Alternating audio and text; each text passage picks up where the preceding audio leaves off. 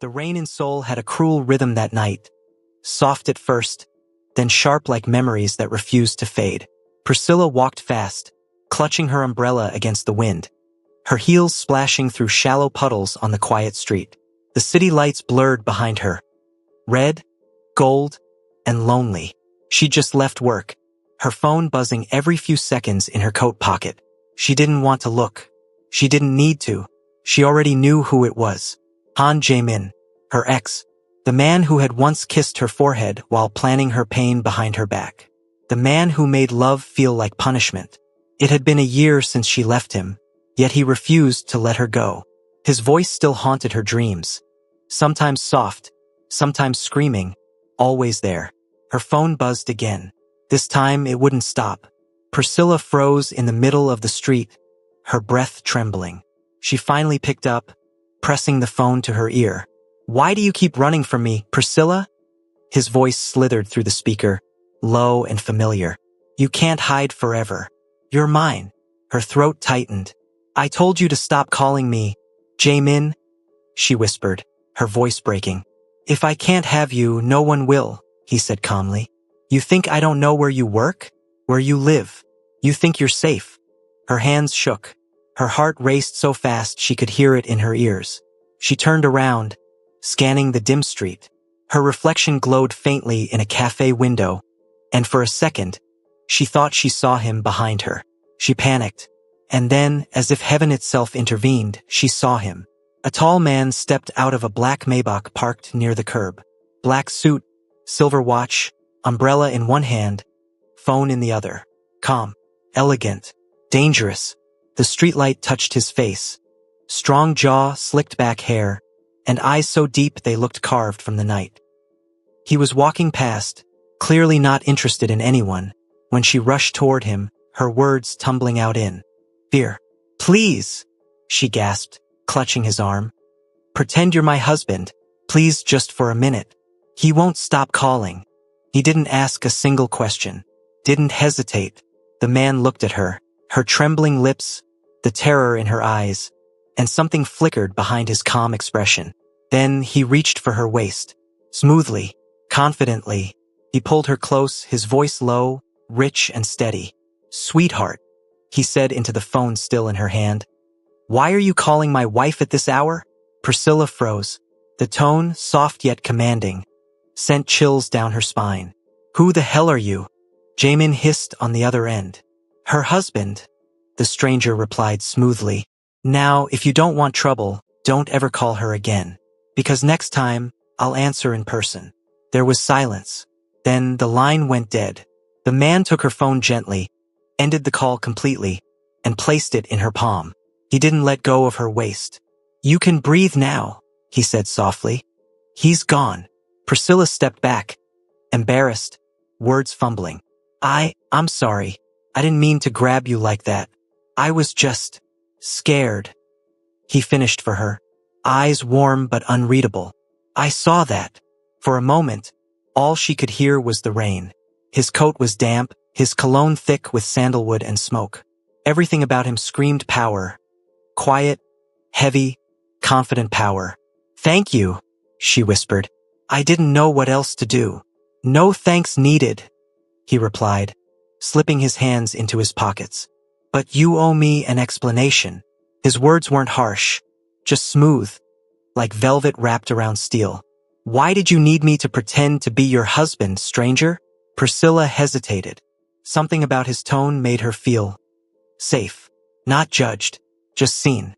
So she told him, not everything but enough, about the ex who wouldn't let go, the threats, the nights she cried alone in her apartment. He listened silently, eyes locked on her face, every blink, slow and deliberate. When she finished, he nodded once. "You don't have to explain more. You did what you had to do," he said quietly. "But if he calls again," he paused, his lips curving slightly, "you tell him your husband's name is Min Hae-jun." She blinked. "Your what?"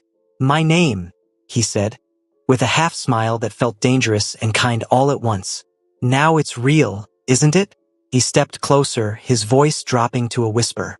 "You don't owe me anything, but I don't like seeing women tremble in fear. especially not beautiful ones. Her heart stumbled. Something about him felt both safe and terrifying. The way his confidence wrapped around her like armor, yet his tone soothed like a lullaby. "Are you?" she began, but he interrupted with a smile that didn't quite reach his eyes. "A man you should stay away from," he said softly. "But I have a feeling you won't." And he was right, because from that night, something began between them.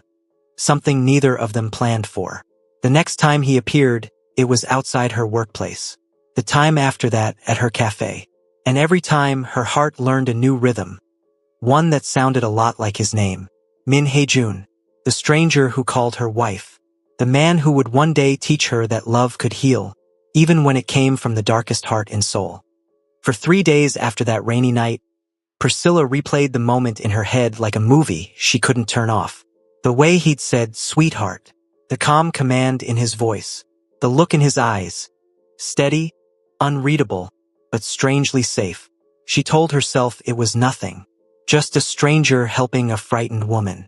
But why did she still feel that warmth in her chest every time she thought of him?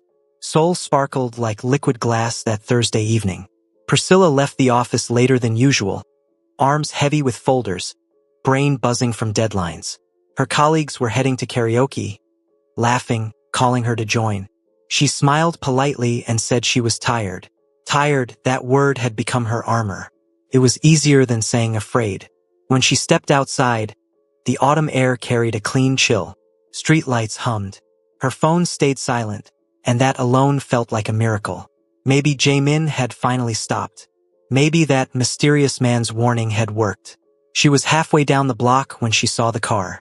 A black Maybach, parked right across the street. Engine off, windows tinted. Her heart jumped. For a moment she thought, no, it can't be him. Then the door opened. He stepped out with the same quiet authority, buttoning his coat as if he had all the time in the world. A few pedestrians turned to look. Even in a city obsessed with appearances, this man drew attention without trying. "Leaving work late again?" His voice came, deep and smooth, perfectly calm. Priscilla's breath caught. You remembered me?" He gave a small smile, almost teasing. "Hard to forget the woman who called me her husband." Heat flooded her cheeks. "I'm sorry about that night. Don't apologize," he said, crossing the street. "You needed help. I offered it. Simple." But there was nothing simple about the way he looked at her. Steady, protective, as if he was quietly scanning the world for threats. When he stopped in front of her, the city noise dimmed. "Did he call again?" he asked. She shook her head. "No, not once." "Good." He nodded slowly. "That means he listened." He sounded satisfied, almost relieved. Then softer. "You shouldn't walk home alone." "I'm used to it." "Doesn't mean you should." His gaze flicked to the folder she carried. "Let me drop you off." She hesitated. Every rule she'd built for herself, no men, no risk, no new connections, flashed like warning signs. Yet, somehow, standing before him didn't feel like danger. Felt like stillness after a storm. "All right," she said quietly. Inside the car, silence settled between them, comfortable and strange. The leather smelled expensive, faintly mixed with cedar. The city lights streaked across his face as they drove, illuminating his sharp features. The faint line of the serpent tattoo curling against his neck, the reflection of soul in his dark eyes. He spoke first. "So, Priscilla Monroe from New York." She blinked. How do you know my name?" He smiled, not boastful, just honest. "I have ways of finding things out. I wanted to be sure you were safe." "Are you always this protective of strangers?" "Only the interesting ones." Her pulse stuttered. "You don't even know me." He looked ahead, one hand resting on the steering wheel. "I know fear when I see it, and I know strength when it fights to hide behind fear. You have both." The words landed softly, like a hand on her shoulder. No one had ever described her that way. When they reached her apartment building, he stepped out first, opened her door, and held out an umbrella before the drizzle could touch her. "Stay near people. And if he calls again, you tell me," he said. She frowned. "Why would you care?" He met her eyes. "Because I said I was your husband once. I take my words seriously." Then he turned, walked back to his car, and disappeared into the Seoul night, leaving her staring after the red taillights until they were gone. 2 weeks passed. No calls from Jaemin. No sign of the mysterious man. Priscilla began sleeping better. Work improved. She even laughed more with So-yeon, her lively colleague who teased her endlessly about the handsome stranger. It was Friday night when her phone finally rang again. She froze, expecting the old terror to return. But it wasn't Jaemin's number. It was an unknown one. "Hello?" she said carefully. "You sound better," a deep voice replied. Her heart skipped. "Hey June, you remember my voice," he said, amusement lacing his tone. "Good. I was beginning to think I'd scared you off. What do you want?" she asked, though her voice softened without meaning to. "Dinner," he said simply. "You owe me an explanation, remember? I told you everything that night." "Not everything," he said. "I want to know the part that made you swear off love." Silence. Then she whispered, "That's not an easy story." "Then I'll listen slowly." Something in the gentleness of those words disarmed her. Against her better judgment, she agreed. The restaurant he chose sat on the top floor of a hotel overlooking the Han River. Candlelight, soft jazz, panoramic windows, the kind of place where time itself seemed to move slower. When she arrived, he was already there, standing to greet her. He looked devastating in a dark suit, his tattoo just visible above his collar. "You look lovely," he said, pulling her chair out for her. "And you look dangerous," she replied before she could stop herself. He chuckled quietly. "Some people pay me to look that way." Dinner began lightly, food, travel, work. Then his tone shifted. "Tell me about him," he said. Priscilla stared at the river's reflection. "He was charming, kind, until he wasn't. He told me I'd never find anyone better, and after a while, I believed him. I stayed too long. When I finally left, I wasn't sure who I was anymore." He listened without interruption, eyes steady, expression unreadable. When she finished, he reached across the table, not touching her hand but close enough for her to feel his warmth. "Pain doesn't erase your worth," he said. "It just hides it until someone reminds you." The words were simple, but they broke something open inside her. For the first time in a long while, she felt seen, really seen. As the night ended, he insisted on driving her home again. They stopped by the river, city lights rippling over the water. He stepped out, leaning against the car, looking at the skyline. She joined him, curiosity rising. "What do you actually do, Hae-jun?" He glanced at her, that small, knowing smile returning. "Investments, real estate, a little of everything." "Legal?" she teased. He tilted his head. "Mostly." She laughed, thinking he was joking, but his eyes held a depth she couldn't read. "I keep my world separate, Priscilla," he said quietly. "You don't need to worry about what happens in the dark. You belong in the light." The wind caught her hair, brushing it across his hand. He gently tucked the strand behind her ear, his fingers lingering just long enough to make her heart stumble. "Get some rest," he murmured. "The world feels lighter when you sleep." He opened the car door for her again. By the time she turned to thank him, he was already walking away toward his Maybach, coat flowing behind him like a shadow that owned the night. That night, lying in bed, Priscilla stared at her ceiling, trying to slow her racing heart. Something about him both comforted and terrified her. He felt like safety wrapped in secrets, and somewhere, deep down, she knew, whatever world Min Hae-jun truly belonged to, it was already pulling her in. The rain poured heavily that night, tracing long silver lines down Priscilla's window. She had just gotten back from work, too tired to even cook. Her mind was a maze of mixed emotions. For weeks now, her life had been strangely peaceful, though her heart refused to stay calm. Every time she remembered Min Hae-jun's voice, that deep and confident tone, she would lose focus. He had a strange way of speaking, soft yet commanding, dangerous yet gentle. He had kept his word since that night on the street. The calls from her ex had completely stopped. She never saw him around her office again, and the fear that once gripped her slowly faded. But Hae-jun's presence in her life had become something she could no longer ignore. He texted her every morning. Not the kind of messages men send to flirt, but short, thoughtful ones. Did you sleep well? Don't skip breakfast. The weather will change today. Carry an umbrella. They sounded simple, but they carried weight. They made her feel safe again. Seen again. Sometimes, she would see his car parked at a distance when she left work late. She never asked why he was there. Maybe part of her already knew he was watching to make sure she reached home safe. That night, as thunder rolled over the city, she heard a knock at her door. Her heart leapt. Somehow, she didn't even need to ask who it was. She opened it quietly, and there he stood. Hae-jun was drenched in rain, hair slicked back, black coat clinging to his tall frame. Water dripped from his shoulders, but he looked as composed as ever.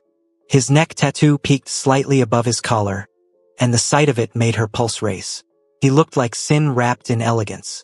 "You're soaked," she said softly. "You'll catch a cold." He smiled faintly, stepping inside without waiting for her to insist. "I've been through worse storms, Angel." That nickname again. Every time he said it, her chest fluttered. She closed the door behind him and brought him a towel. He didn't use it immediately. Instead, he watched her silently, his dark eyes following her every move. "Why do you always look at me like that?" she asked, trying to sound playful. "Because you don't know what you do to me," he said calmly, voice low and certain. Her heart skipped. No hesitation. No games. He meant what he said. "I was worried about you," he continued, finally drying his hands. "There's been movement near your building lately. Men I don't recognize." Her stomach tightened. "You think my ex?" "Maybe," he cut in, "but I'll find out. You don't need to be scared anymore." The confidence in his tone wasn't arrogance. It was assurance. The kind that made her trust him without question. She sighed and walked to the small kitchenette. "You want some tea?" "Only if you drink with me." She smiled faintly, filling 2 mugs. The silence between them wasn't awkward anymore. It was warm, almost intimate. When she sat beside him, the distance between them was barely a breath. "You work too hard," he murmured, watching her stir her tea. "You barely sleep. You notice everything, don't you?" "I have to," he said. "It's how I've stayed alive this long." She looked at him, trying to read beyond his words. "What do you mean by that?" He took a slow sip before answering. "The kind of life I live, Priscilla. It's not simple. I deal with people who don't play fair. I protect what's mine by any means necessary." His tone was casual, but there was something dark beneath it. Something real. She wanted to ask, "Who are you really, Hae-jun?" But instead, she whispered, "And am I one of the things you protect?" He turned his head slowly, eyes meeting hers. "Not a thing, Angel. But yes, I'd protect you." There was no space left between them. She could feel his breath against her skin. For a brief moment, she forgot every wall she had built. When his fingers brushed the back of her hand, her heart gave in completely.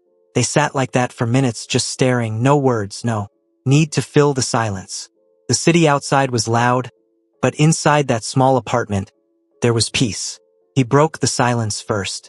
"I had someone follow your ex today," he said quietly. "He's been asking questions about where you live, but he won't come near you again." She looked at him, startled. "You followed him?" "I don't let threats breathe twice," he replied simply. His tone should have scared her, but it didn't. It only reminded her that she was safe for the first time in years. "Why are you doing all this for me?" she asked finally. He smiled slightly, his gaze softening. "Because the day you ran to me, pretending I was your husband, something inside me changed. No one's ever looked at me with that much fear and trust at the same time. I can't explain it, Angel. But from that moment, I knew I'd never let anyone hurt you again." Her eyes watered. No one had ever said something that sincere to her before. She wanted to tell him she was scared of loving again, scared of losing control. But instead, she whispered, "Thank you." He leaned back, studying her face with quiet admiration. "You don't need to thank me. Just promise me one thing." "What?" "If I ever tell you to trust me, even when everything seems wrong, will you?" She nodded. "Yes." His lips curved into that soft, dangerous smile again. Good, because the world I live in doesn't forgive weakness. But you, he paused, brushing a strand of hair from her cheek. You make me want to live differently. Her breath caught. For a man who moved like a storm, his words felt like calm rain. The thunder outside roared louder, and for the first time in years, Priscilla didn't flinch at the sound. She leaned against his shoulder, her heart steady for once. He stayed with her until she fell asleep on the couch. When she woke up hours later, he was gone. But there was a note on the table, written in neat, precise handwriting. You're safe. Always. H. Her lips curved into a sleepy smile. But, as she folded the note, she noticed something strange on the windowsill. A small silver coin engraved with a dragon. It didn't belong to him. Her peace faded in seconds. Someone else had been there. And though she didn't know it yet, that coin would be the beginning of everything that unraveled next. Priscilla couldn't sleep that night. The rain had stopped, but her thoughts hadn't. That small silver coin sat on her bedside table, gleaming faintly under the dim light. She had touched it over and over, hoping it would make sense. But the more she looked at it, the more uneasy she felt. It wasn't from Hae-jun. She knew his style by now. Everything about him was clean, sharp, intentional. That coin felt different. It had weight, both physical and symbolic. A dragon carved in the center, scales raised in perfect detail, as if it belonged to a world she didn't understand. By morning, she decided to take it to work with her, slipping it into her bag. But even in the bright daylight of Seoul, she couldn't shake off the strange heaviness. It felt like an omen, whispering something she wasn't ready to hear. Work that day dragged. Her colleagues chatted about the weekend, new makeup brands, office gossip. She smiled where she needed to, but her mind was elsewhere. The thought of Hae-jun's face when he told her to trust him, even when things look wrong, kept looping in her head. What if the coin was the first sign of what he meant? When she finally clocked out and stepped into the cold evening, his car was already waiting by the curb. He leaned against it, coat buttoned, expression unreadable. You look like you've been thinking too much, he said softly. I found something. Her words made him straighten slightly. She reached into her purse and handed him the coin. His eyes fell on it, and for a brief second, something flickered in his gaze. Recognition, then anger, then control. Where did you get this? I found it on my window after you left. He said nothing for a moment, just stared at the coin, jaw tightening. Then he slipped it into his pocket and looked at her with that same calm confidence. You did the right thing telling me. Don't mention this to anyone. Who does it belong to? He exhaled slowly, eyes softening as if trying to protect her from a truth she wasn't ready for. Someone who used to be part of my past. Someone who shouldn't be anywhere near you. His tone was quiet, but there was weight in every word. I don't understand, Hae-jun. I thought you said I was safe. You are. I'll make sure of it. He opened the car door and gestured for her to get in. We're not staying here tonight. She hesitated, but there was something in his voice, firm, commanding yet careful, that made her obey. The car ride was silent, filled only with the low hum of the engine and the steady beat of her anxious heart. They drove out of the city and into the quieter outskirts, where the lights dimmed and the streets grew narrow. Finally, they stopped at a tall, glass-walled building that didn't look like a house. It looked like a fortress. Where are we? She whispered. My home, he said simply. The real one. He led her inside. The air smelled of cedar and smoke. Everything was sleek. Black marble floors, dim lighting, art that looked ancient and expensive. The silence was heavy, almost royal. Stay close to me, he murmured.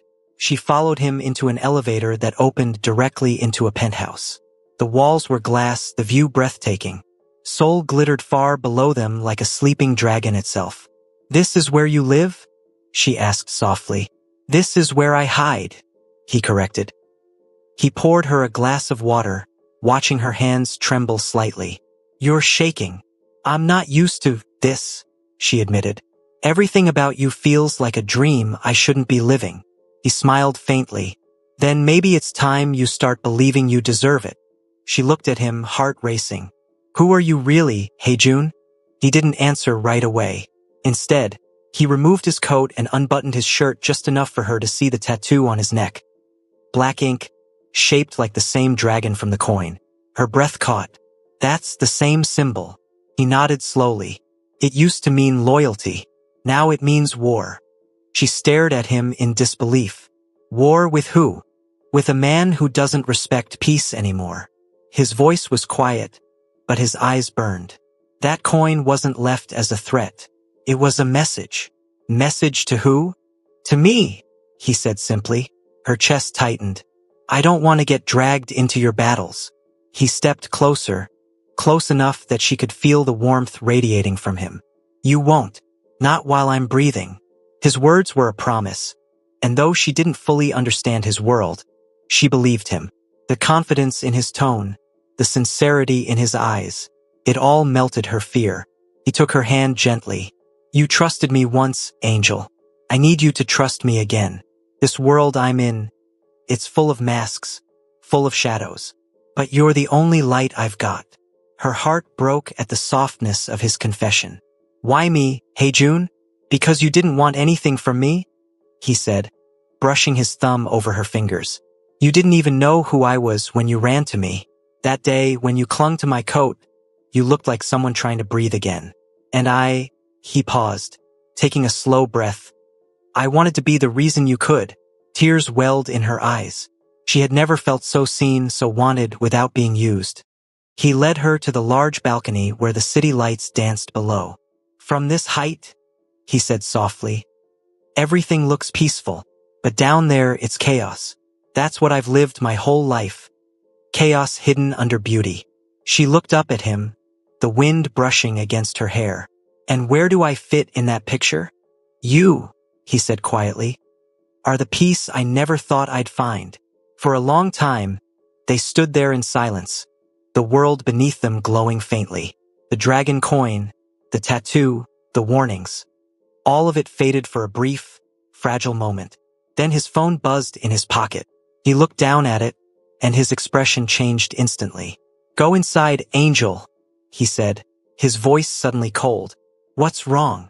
Please, he said, softly, eyes scanning the skyline. Just go. She obeyed, though her heart raced. Through the glass wall, she watched him take the call. His jaw clenched, and his whole body stiffened. He said nothing, just listened. When he finally ended the call, his face was unreadable. She waited for him to speak, but he only walked to her, kissed her forehead gently, and whispered, everything's fine. But she could see it in his eyes, it wasn't. And as the night deepened over Seoul, Priscilla realized that the moment she found that coin, her life had changed forever. Priscilla woke to the sound of low murmurs in the distance. For a moment she thought she was dreaming, the husky timbre of Hae-jun's voice, the faint echo of another man replying in Korean. Then she realized it was real. She was still in his penthouse. The previous night came rushing back. The coin, the call, his expression hardening like stone. She sat up on the couch, clutching the soft blanket he had covered her with. Morning light poured through the huge windows, painting the room in gold. Everything looked peaceful, but the air felt thick with secrets. When she stood and peeked down the hall, she saw him by the floor-to-ceiling window, phone pressed to his ear. His back was to her, posture straight, shoulders tense. Even from that distance she could sense the authority in him, the calm power that never needed to shout. He turned slightly, noticed her watching, and ended the call. The moment their eyes met, his face softened. You're awake, he said. I didn't mean to eavesdrop, she replied. You sounded worried. He smiled faintly, walking toward her. I was only handling business. Nothing for you to worry about. That's what people always say right before everything goes wrong. He stopped in front of her, amused by her boldness. You're learning to read me too well. I'm trying, she said quietly, because every day with you feels like standing between sunlight and storm. I never know which one you'll bring. He reached out, brushing his fingers through her hair. Maybe both. She wanted to smile, but instead she looked at the faint mark on his neck where the tattoo curved. That coin. It really scared you, didn't it? He didn't answer immediately. It reminded me that the past doesn't die just because you walk away from it. Can't you let it go? Some ghosts don't let me go, he said. Then, forcing a lighter tone, come, you haven't eaten. He guided her to the kitchen area, if it could even be called that. The counters gleamed, untouched by clutter. He made her breakfast himself, quiet and precise, as if he'd been doing it his whole life. Watching him crack eggs and pour coffee felt strange. Men like him weren't supposed to do ordinary things. Why are you being so calm after last night? She asked. Because calm keeps people alive. He glanced up with a crooked smile. And because I like seeing you breathe easy. Something in his voice wrapped around her heart. She looked down at her plate, pretending not to blush. They ate together in companionable silence. Then he stood, placed his dishes in the sink, and said softly, "There's somewhere I want to take you." "Where?" "Somewhere that'll help you understand who I am without scaring you away." She followed him to the elevator. He carried them down past floor after floor until they reached an underground level she hadn't seen before. When the doors opened, she stepped into a space that looked nothing like the penthouse above. Dim lights. A long corridor lined with old photographs and calligraphy scrolls. "What is this place?" "My father built it," he said quietly. "Long before he died. It's where I learned discipline, loyalty, how to survive, and how to hide everything that hurts." He led her into a small chamber filled with swords, old coins, and documents framed behind glass.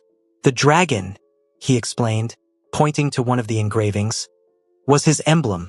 It meant protection, not war. But people twisted it after he was gone. That coin you found. It came from a man who betrayed him." She touched the glass, tracing the image. "So whoever left it was reminding you of that betrayal." He nodded slowly. "It's not the first warning, but it's the first time they've come this close to you. That changes everything." "Maybe you should let me go," she whispered. "If I stay, I'll be a target too." His hand came to her cheek. "No, you're the only part of my life that isn't built on fear. If I lose that, I lose myself." The tenderness in his tone broke her resolve. She leaned into his touch, closing her eyes. Later, back upstairs, she walked to the balcony alone while he took another call. The city stretched beneath her, glittering under the pale afternoon sun. For the first time, she saw Seoul not as a place of strangers, but as the world where her heart was learning to beat again. When he joined her, his expression was unreadable. "They're moving quickly," he said quietly. "I need to leave town for a few days." Her chest tightened. "You're leaving. I'll make sure someone stays near you. You won't even notice them. I don't want guards. I want you." He looked at her for a long time before answering. "That's the first time you've said that." "I mean it." He smiled, small and sincere. "Then promise me you'll stay here while I'm gone. No wandering. No fear."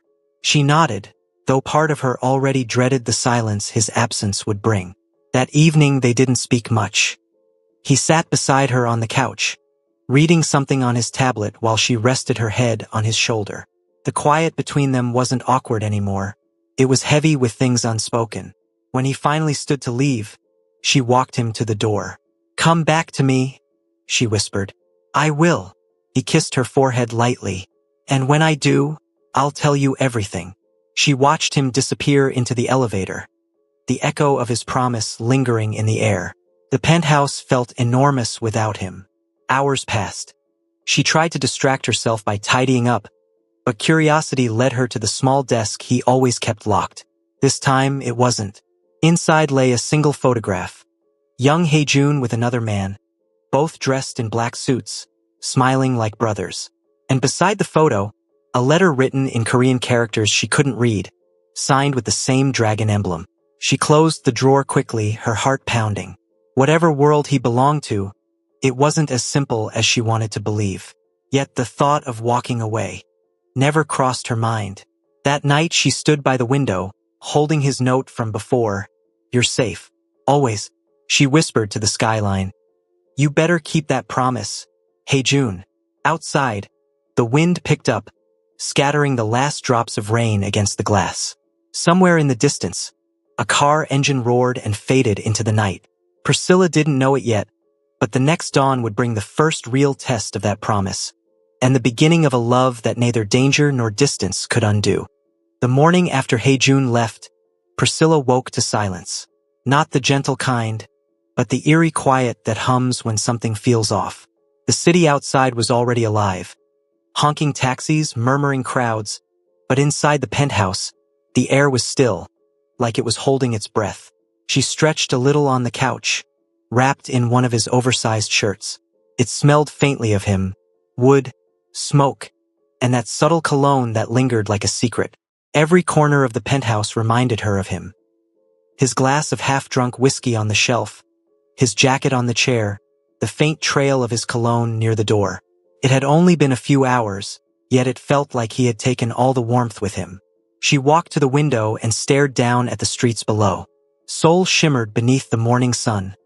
Clean, orderly, unaware of the chaos that lived beneath its perfection. She whispered to herself, "You'll be fine, Priscilla." He said, "You're safe." But then she saw it. Across the street, on the corner cafe's patio, a man in a black coat sipping coffee and pretending to read a newspaper. He hadn't moved in 20 minutes. Her heart skipped. Could that be one of Hae-jun's guards? She pulled the curtain halfway and kept watching. The man never looked up, but she noticed the earpiece in his ear, the subtle tension in his jaw. Yes, he wasn't just an ordinary person. A strange comfort washed over her.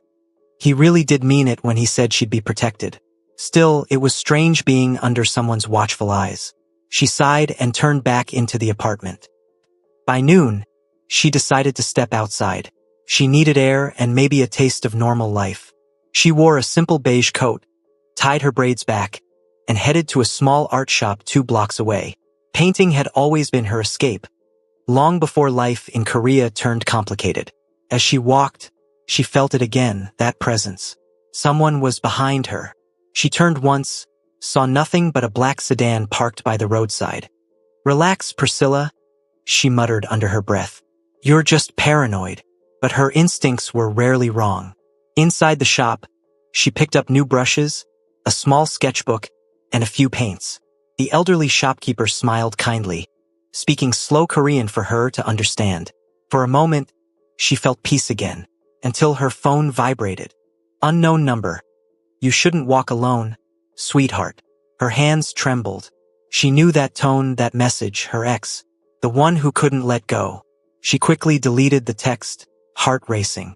The security guard outside, the car. It all suddenly felt too thin a wall between her and danger. She rushed back home, locking every door twice. That night, she couldn't sleep. The penthouse, once warm, now felt haunted by silence. She turned on the TV for background noise, scrolled through her phone, and tried sketching, but nothing eased the tightness in her chest. Finally, she sat on the floor near the big window, hugging her knees. The city lights glittered like stars fallen to the ground. She whispered, "Hae-jun, please come back soon." As if answering her, her phone buzzed. "Hae-jun, are you safe?" She smiled weakly. "Yes. I miss you. Hae-jun, I miss you too. Stay inside. I'll explain everything when I return." She typed, "I got a message from him." A few seconds later, his reply came. "Don't answer. Don't go near any window tonight." Her stomach twisted. She dropped the phone and turned off the lights. The only glow came from the city outside. She crawled to the window quietly and peered through a tiny gap in the curtain. That's when she saw it. A shadow moving on the rooftop across the street. A dark silhouette crouched low, holding something metallic that glinted under the moonlight. Her breath hitched. It wasn't the guard from before, and whoever it was, they were looking straight at her. The next morning, everything looked normal again, but Priscilla didn't feel normal. Her hands still shook when she made coffee. When the doorbell rang at noon, she almost screamed. Slowly, she opened it, only to find a delivery box with her name on it. No sender. She brought it inside, staring at it for a long time before cutting the tape. Inside was a black envelope sealed with a red wax stamp, the same dragon emblem she'd seen in Hae-jun's secret room. Her heartbeat quickened. She opened the envelope carefully. Inside was a single photo, her walking down the street yesterday, unaware that someone had taken it. And beneath the photo, in English, "He can't protect you forever." Her knees weakened. She dropped the envelope and staggered back. Everything in her screamed to call Hae-jun, but she stopped herself. He had said not to reach out unless it was an emergency. Was this an emergency? Yes. But she also remembered his confidence, his calm voice, his promise. You're safe, always. So she forced herself to stay still. By evening, the sky turned deep orange. She sat near the balcony door, watching the horizon. For the first time, she prayed out loud. God, if this man is dangerous, show me. But if he's the one sent to heal me, then protect him. A soft knock interrupted her prayer. She turned, her heart froze. Hae-jun stood at the doorway, dressed in his black coat, his eyes darker than usual. The tattoo on his neck looked sharper in the dim light. He looked exhausted, like he hadn't slept in days. Before she could speak, he pulled her into his arms. I told you not to leave the house. Her voice cracked. He sent me a picture, Hae-jun. Someone's watching me. He stiffened, then pulled back to look her in the eyes. Did you touch anything in the box? I opened it. He swore under his breath and grabbed his phone, speaking rapid Korean to someone. His tone was low, deadly calm, the kind of voice that made men obey without question. When he hung up, he cupped her face gently. Listen to me. From now on, you don't go anywhere alone.